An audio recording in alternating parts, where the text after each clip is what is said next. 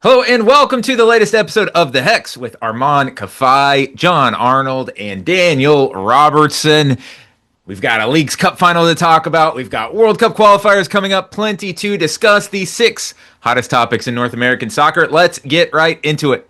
And before I get started, don't forget, give us a like, give us a comment. Let us know what you think about the show. It helps us grow the show incredibly, so really appreciate that. And guys, the talk of the town on Sunday night was the Leagues Cup final. I think from a just gravity of match standpoint, MLS hit the jackpot with a sold-out Lumen Field. Seattle Sounders, of course, defeating Inter Miami 3-0. We're going to talk about both sides, but first we're going to talk about the winners, the Seattle Sounders. They reminded everyone why they are truly one of the top dogs in the region.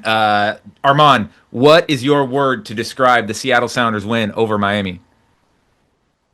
Oh man, one word. It's kind of hard. There's so many words that are coming to my mind right now. It was in the document, dude. It was in the notes. I know, but there's so many words coming in at once.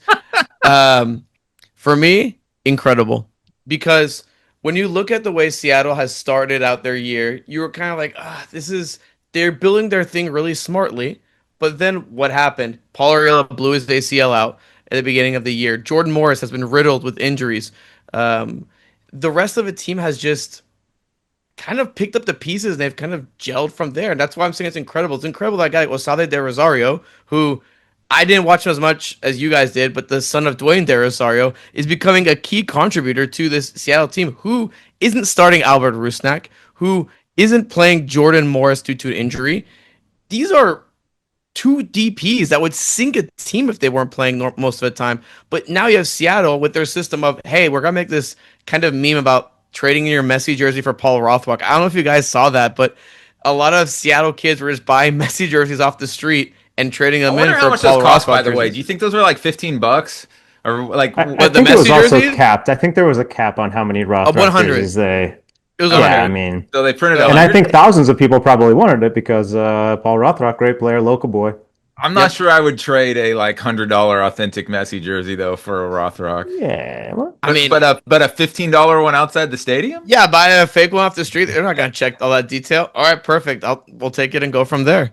So you have Paul Rothrock, you have Pedro de la Vega, who's kind of stepped it up. And Daniel, it kind of goes back to something we talked about, which I think you hit the hammer on, and I at first was pretty skeptical on it. But the Club World Cup performance that Seattle put in, it seems like it's given them a lot more confidence. They've been playing great soccer ever since.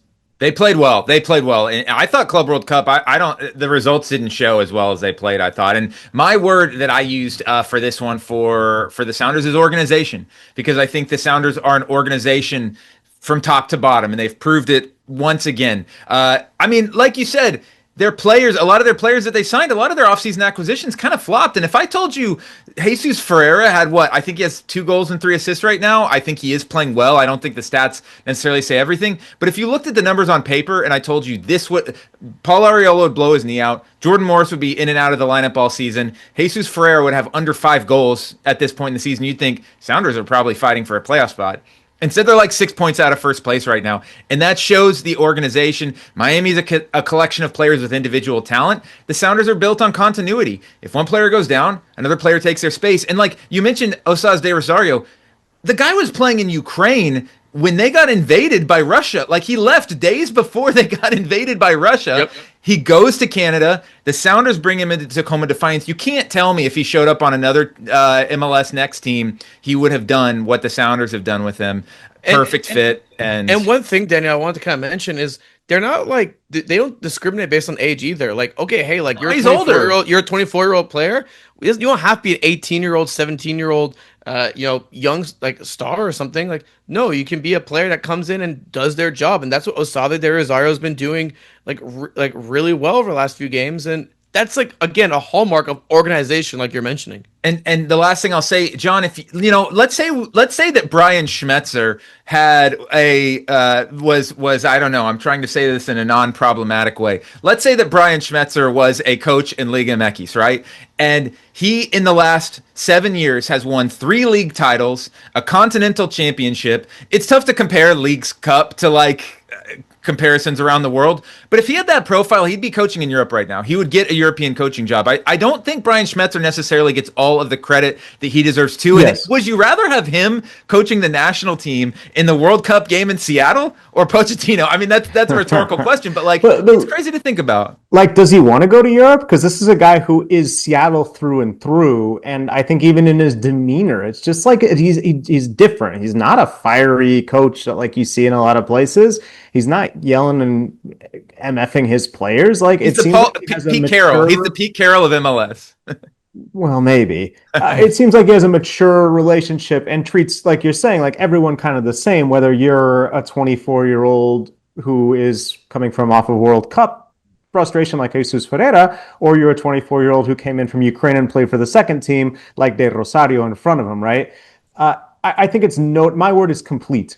Sort of along the same lines, both because of what they did in the 90 minutes, but also because you look, and not only De Rosario, but also all the three first subs. He brought in Kim Ki-hee late to see it out, but he brought in three subs. All of them, I think, started the season on the Tacoma Defiance roster. So there's not fear at all of bringing in players who understand the system, who they trust in these tough moments. It was 1-0 when he made his first changes.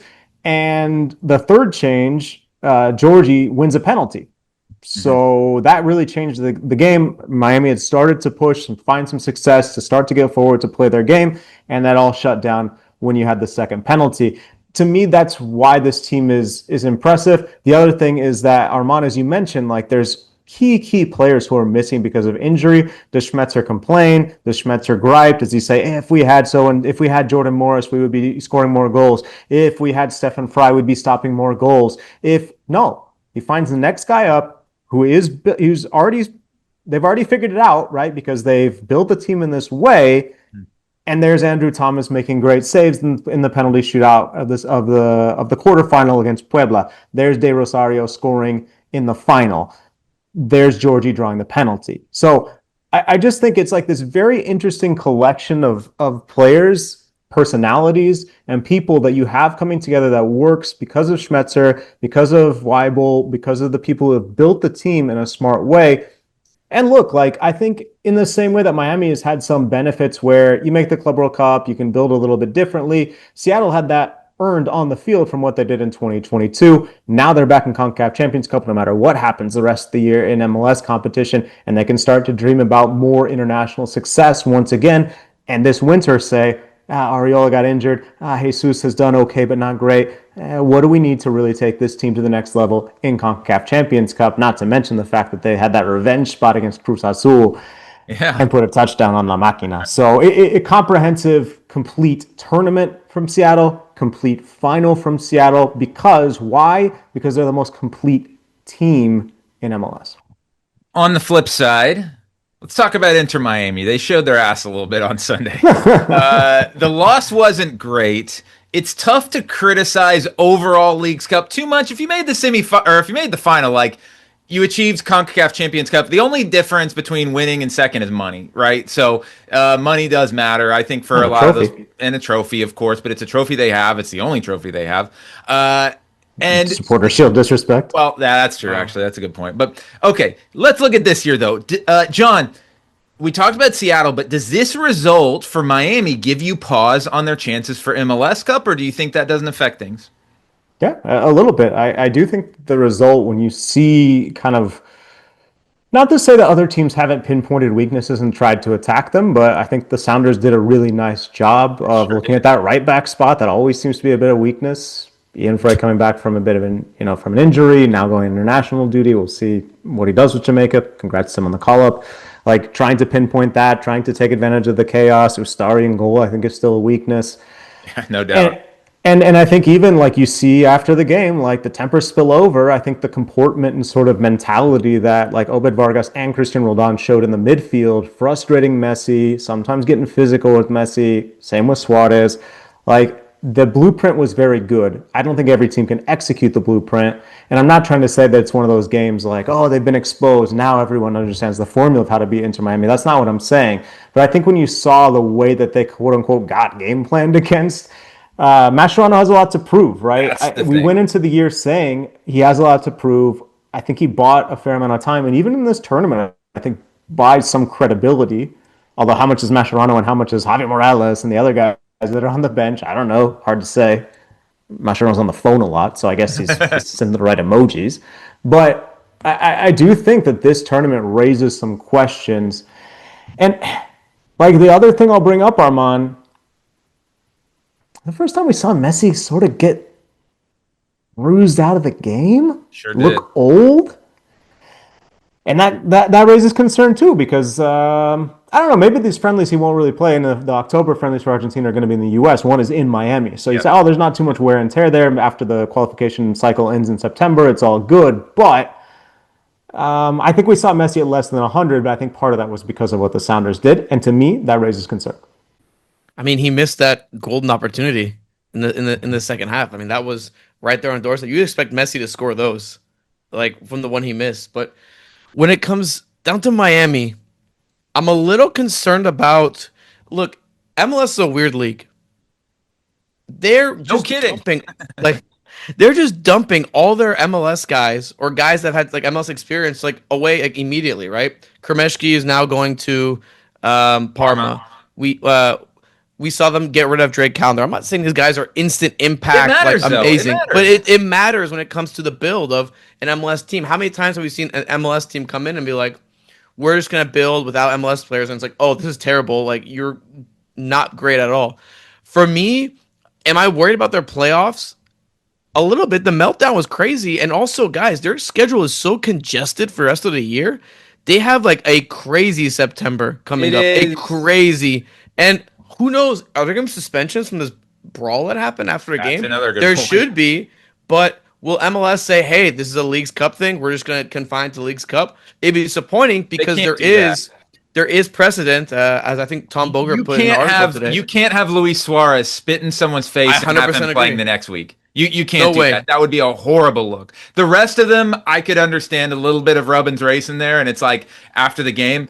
But to me, there's a huge difference between, okay, maybe Falcon, who had, Obed Vargas in a headlock, that probably should get a little bit of something. But if you spit on someone... straight up through a punch. Now, how hard the punch was, I think, is like totally up for debate. But if you make a fist and you put it in an opponent's face after the game... you're not playing for 3 weeks. I think something should happen. Yeah, you're not playing for 3 weeks.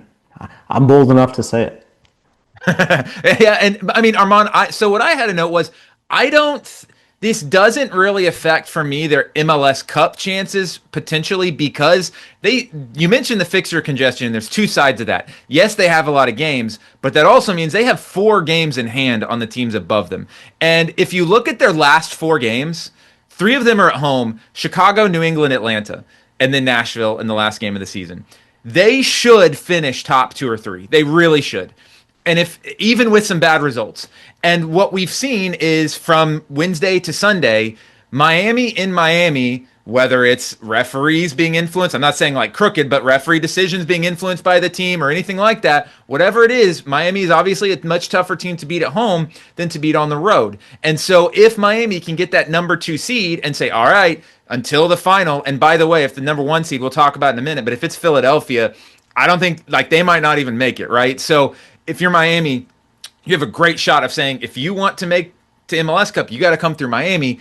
To me, that's what gives me pause. But exactly what you guys said of, look, I mean, we've already talked about Schmetzer and Miami, but the teams take on the mentality of their coaches. And you cannot tell me that doesn't play a part in things when Mascherano is doing what he does and Schmetzer is the picture of calmness. Someone gets hurt, we put someone else up. We keep our guys, we don't trade our guys. They trade Drake Callender. You think that didn't affect the locker room? The fans seemed pissed about it.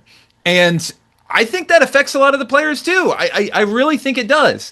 So, at some point you can't trade away every player that had some sort of MLS experience. Like, that's what it seems like it's going down the path of. Like, who knows, is Ian Freya going to be transferred out? Kremeshki had one complaint saying, I don't know where I'm playing every week, which, okay, fine. As Mascherano said, he came back and said, hey, like, that's on Mascherano. Exactly. Right? You got to communicate that better to your younger players. That wouldn't happen with Schmetzer.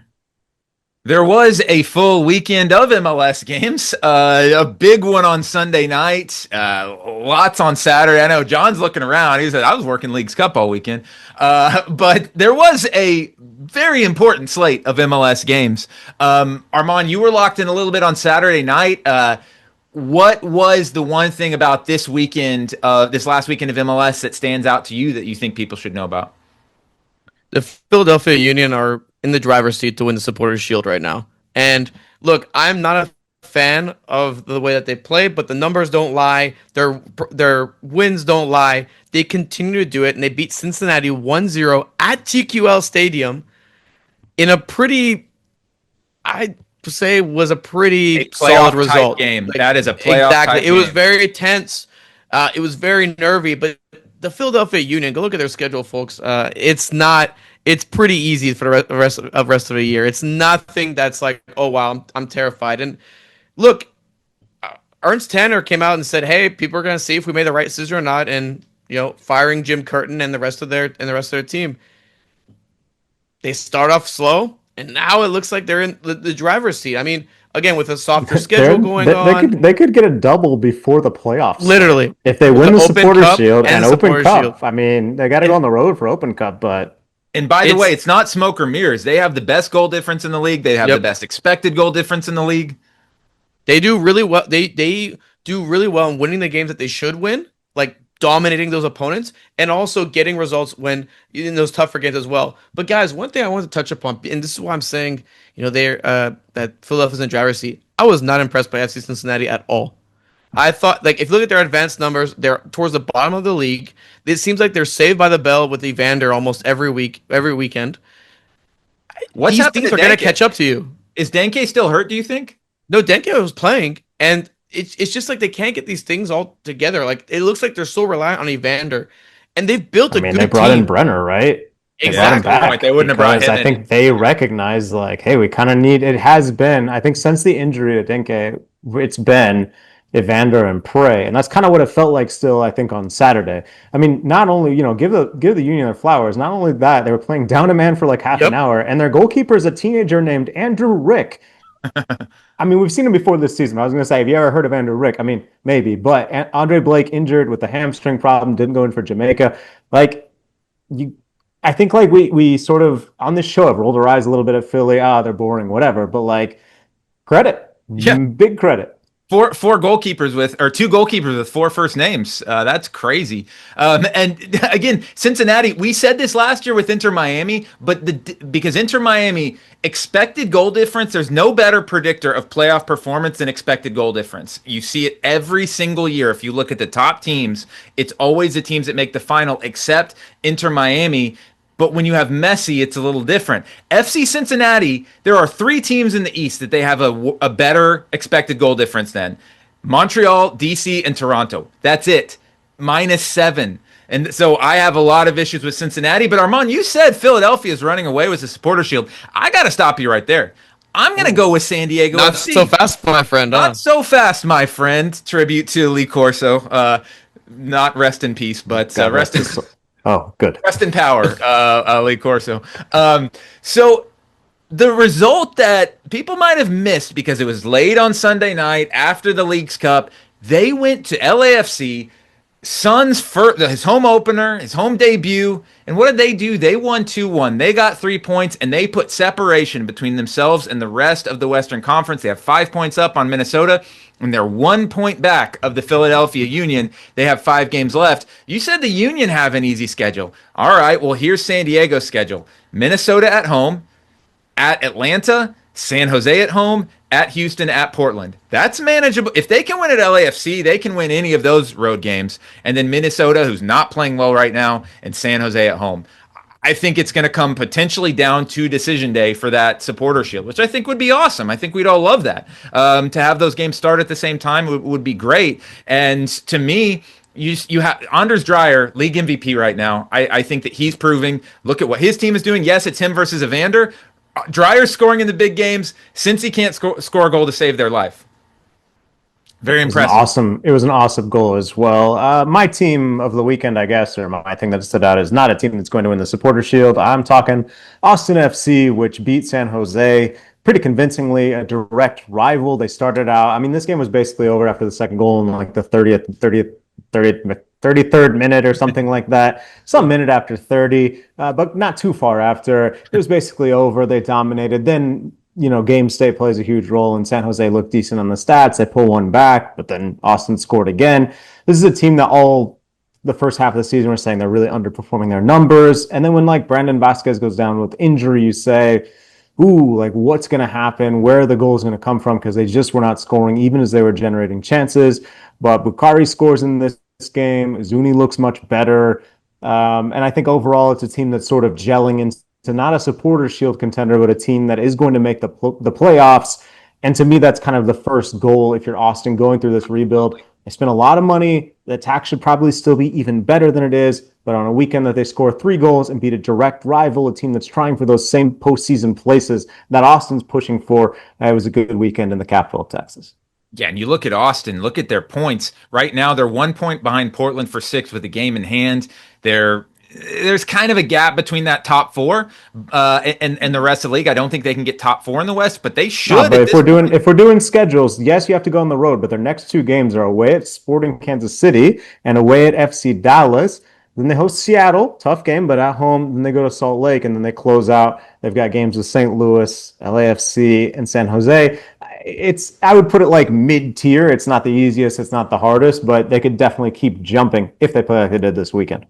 Guys, there is not a lot of off-season in soccer. There's not a lot of times where you can open, whatever your score app is on your phone, and there's no games on from the leagues that you favorite. I don't know if you're like me, but I favorite certain leagues. There's nothing for the next 3 days. That's because it's an international break, and it is one of perhaps the biggest international break we've had in quite a long time, because especially in CONCACAF, of course, we'll talk about that in a few minutes. In Europe, there's big qualifiers starting, but some eyebrows were raised, and we haven't done a show since. The roster's a little old, but we haven't done a show since. And the U.S. men's national team, they're going to play South Korea and Japan in friendlies over the next week and a half. And Mauricio Pochettino, he named his roster. Christian Pulisic is back, but a lot of names aren't. Weston McKennie out. 7 combined caps for the goalkeepers with Celentano, Freeze, and Jonathan Klinsmann.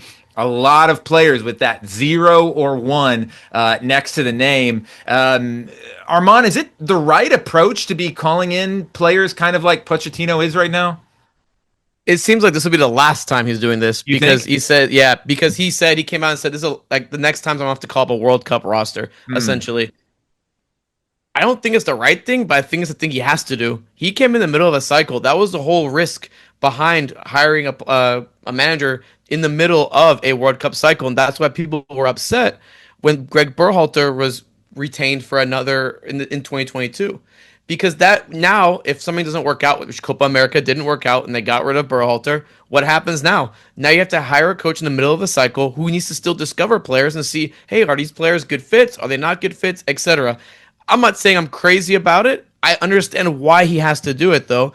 And if you're Mauricio Pochettino, and if you're any of these guys, Tristan Blackman, Sean Zawadzki, you can kind of go down the list. This is your one moment to, make a mark for yourself and try to get into the roster.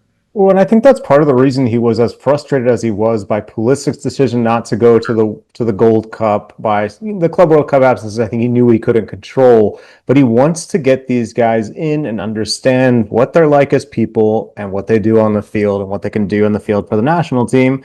And he said he also wants to see how guys respond to not getting called up. I think that was specifically in response to a question about Josh Sargent, who was available should he have been called to Gold Cup, but he didn't get called up. Now he's in this roster. Alejandro Zendejas is in the same boat. America didn't make the Club World Cup. He didn't get added to the Gold Cup roster. Now they have this opportunity against 2 really good teams that are the kind of teams you will be facing in the knockout rounds of the World Cup should you make it there.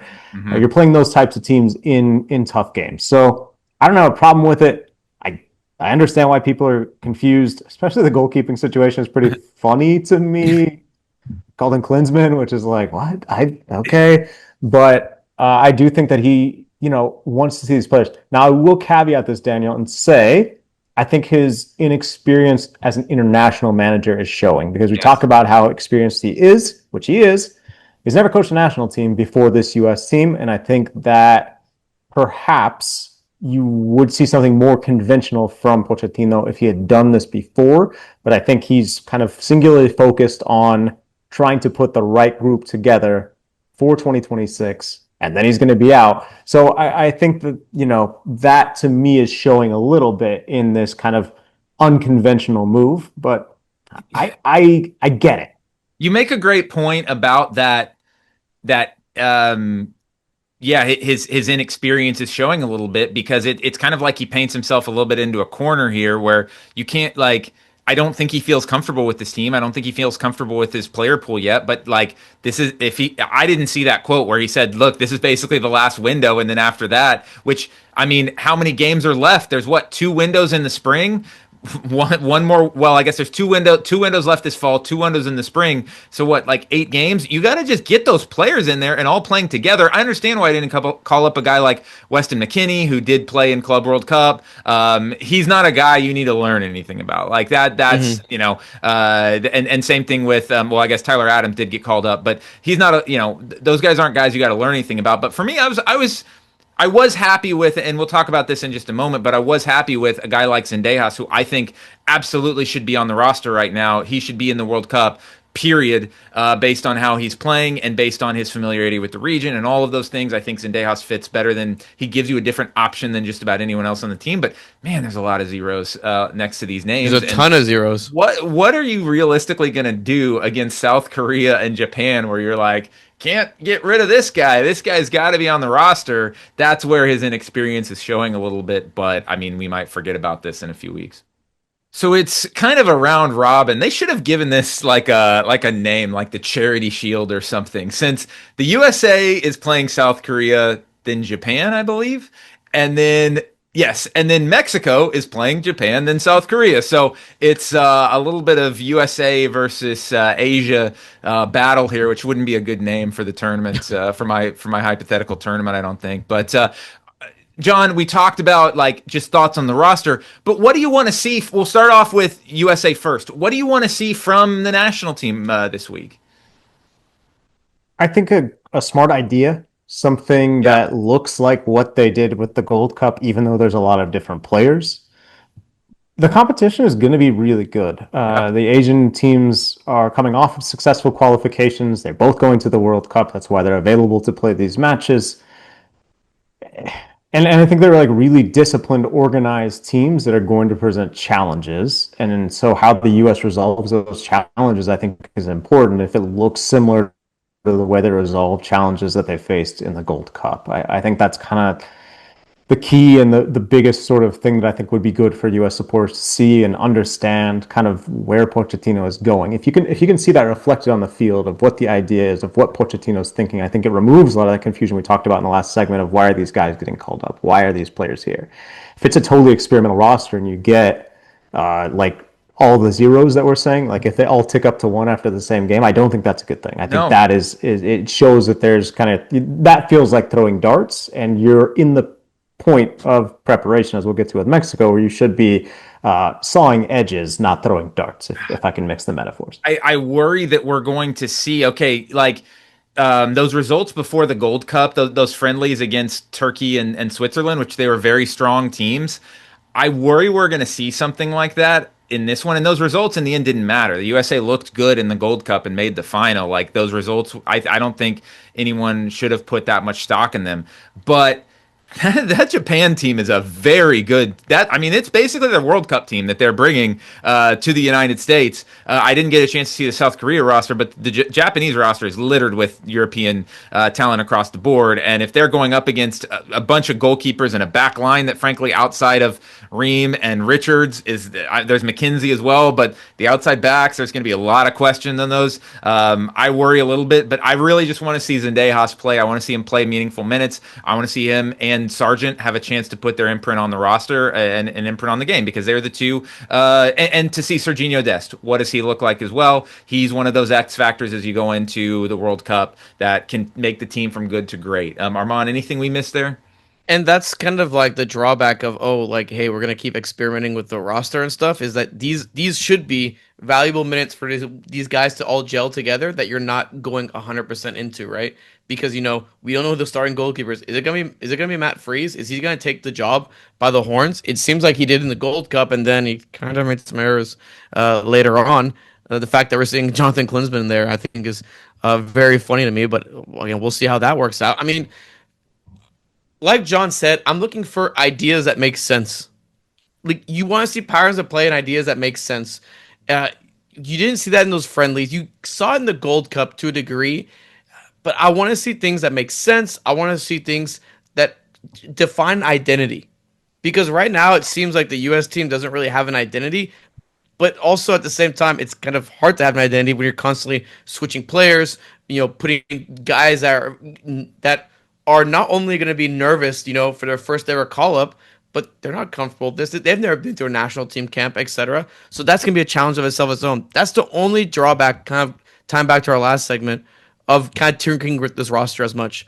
But I'm just hoping to see coherent ideas. That's all I want to see. Coherent ideas that make sense. I don't care if they lose 3-0, 4-0. If the ideas make sense, I'll live. And looking at El Tree real quick, playing the same opponents, but obviously flipped. Big one for me, Chucky Lozano back in the roster. I was really bummed that he didn't get a chance to play in the Gold Cup due to injury. He's been playing, we talked about San Diego and how well they're playing. He's arguably MLS Best 11, getting very close this season. He's been fantastic. A lot of locally Liga MX based players, but still pretty close to the World Cup roster. No Mora, sadly, but no Gilberto. Well, he's with the U20s. He's with the U20s are prepping. So Mora, Obed Vargas, and Elias Montiel, who I think all have a chance to make the final roster for Boy, Vargas. 2026. If you're Obed Vargas, by the way, we didn't even mention. I mean, we did mention his name, but you want to talk about a guy that Mexico is looking at right now? Like, wow, this could be a long-term replacement for Brenton Alvarez. No, well, I don't. Yeah, maybe. I think Leagues Cup felt like his breakout moment. I think he probably would replace a different player. But yeah, I think that was like when you play Messi and you keep him in check as well as he did, it definitely draws attention. Then after the game, he had the Mexico flag and the Alaska flag, which was very cool. And he did an interview that I've seen a lot of people, in Mexico pick that up and ran it on their various media outlets or put it on their social media. So it definitely drew a lot of attention. I think the players who are there from Mexico, Chucky is the big story. Can he win a starting role? Rodrigo Huescas also missed the Gold Cup because of his bad driving from Copenhagen. I don't know if he was drinking, but he was speeding for sure. Okay. It was reckless. I made a drinking motion for those listening, I believe. Yeah, that's right. I retract. But he could also win a starting role, and I think it's kind of expected to. So those two players and out wide, I think have a big opportunity. And the question also is still, how did those forward dynamics work? The law firm of Jimenez and Jimenez, will that return? They're both in this camp. Everyone's in this camp. Mexico kind of has that core consolidated. So those are the questions, I think, for L3. Friendlies for USA, Mexico, and Canada, but the biggest games countries will play for quite a long time down in Central America and the Caribbean as the final round of CONCACAF World Cup qualifying gets kicked off. There are three groups of 4 teams each. First place, they'll all play each other twice, 6 games over the next 6 match days. There's 3 windows, 2 games in each window. They will play the teams in their group each once. The top team in the group advances. The top second place teams advance to the Inter-Confederation playoffs. So at least 3 teams guaranteed World Cup spots and potentially 2 more. The groups, Panama, El Salvador, Guatemala, and Suriname in one. Jamaica, Curacao, Trinidad and Tobago, and Bermuda in one. Costa Rica, Honduras, Haiti, and Nicaragua in the other one. And boy, for some of these countries, this is probably the best chance they are ever going to get to qualify for a World Cup, John. Well, it is. Not only has the World Cup expanded, which is going to lead to more of these countries getting more opportunities in the future, but obviously with the 3 North American countries hosting, you don't have those big teams hogging a spot. So this is the chance for so many of these countries. I think even if the US, Mexico, and Canada were in play, a country like Panama, Costa Rica, these are countries that feel like they'll qualify consistently, even once the North American teams come back into the mix. But Guatemala's never made the World Cup. They had a great Gold Cup. They've got this circled. Suriname with new recruits. This is one of the first cycles where they've been able to have players. I wrote many years ago about this political change that got made that allowed players with dual nationality to represent Suriname. This is one of their first times on the big stage. They're in a tough group with Panama, with Guatemala, but they think that they could get there. Jamaica would be the first time since 98. Trinidad and Tobago would be the first time since 02. We know we'll have a Caribbean team because that Group B is all Caribbean, but a Caribbean team hasn't been to the World Cup since those two teams that I mentioned, the Men's World Cup. So Haiti could also make it in Group C, but Costa Rica feels really good. So this is the chance. This is the opportunity, and these 6 matches for many of these players will be the 6 most important matches they play, maybe in their entire careers. So the pressure is totally on, and people should definitely be watching. I think it's kind of flying under the radar in the U.S., but check these out. They're now available on CBS. They picked up the rights to every single one, so if you have Paramount Plus, all the games will be on there. There's going to be drama. It's going to be interesting. Yeah, and for me, it's really Group A that I have circled because Group C with Costa Rica, Honduras, Haiti, and Nicaragua, maybe Haiti could make some noise, but it's super likely that Costa Rica and Honduras will be the top 2 teams. To me, it's John's giving me a look right now. I shouldn't question John CONCACAF, by the way. Give me Haiti. He's taking Haiti in the points. Haiti's tough because they're playing only neutral sites. Yeah. And actually they got a home base in Curacao because they can't play at home. I'll be writing more about that at some point, but I don't think this window. So get subscribed to Getting CONCACAF. But Panama, El Salvador, Guatemala, Suriname. I mean, that is an incredible, Panama, El Salvador, and Guatemala, 3 teams that when the Hex was around, not the podcast, but the qualifying structure. They were pretty perennial. And to me, it's all about, can Guatemala, John or Armand, can Guatemala continue the form that they showed making the semifinal of the Gold Cup? They host El Salvador. It feels like that first game is going to be such a good temperature check for Guatemala, and if they can keep that momentum going. Absolutely. No, for me, it's Jamaica. And I know, John, you did something today on Jamaica, but consistently, we've always thought, man, this team should be making the World Cup. I just feel like almost every time I look at everything, oh, they should be making the World Cup. And consistently, they've disappointed. They had big-time recruits come in. When they had Mikel Antonio, that never worked out. Exactly. All these guys never worked out. You would think, man, this is their time. This is a wonderful opportunity for them to kind of right those wrongs and get back into the World Cup, which, again, they haven't been in so many years. So, for me, I'm watching them and see, are they going to be disappointments again? Is this going to be a thing that is... Maybe it's just a thing they're just not good at. Like I don't know. Soccer. I feel like every time it's a qualifying cycle, I'm like, Jamaica probably should qualify. I mean, they have great players, they have a great team, etc., but they never do. They're starting it off rough, man. Andre Blake, Leon Bailey, a couple other guys missing because of injuries. They wanted to recruit Mason Greenwood. He got the passport, and then he said, thanks, but no thanks. I'm not joining up yet. There's a couple other guys that are in that category. It has all the makings of past Jamaican failures. So, luckily for them, I'm writing about Bermuda today on the newsletter. I'll finish that up and send it after we finish recording this podcast. But Bermuda is where they open. Not easy to open on the road. However, Bermuda is by far the lowest FIFA ranking country left, the smallest country left, both by area and population. So they get a little bit of an ease up. I say that, but in World Cup qualification before the Gold Cup, which was a failure for Jamaica, they beat the British Virgin Islands away, only 1-0. So I don't know.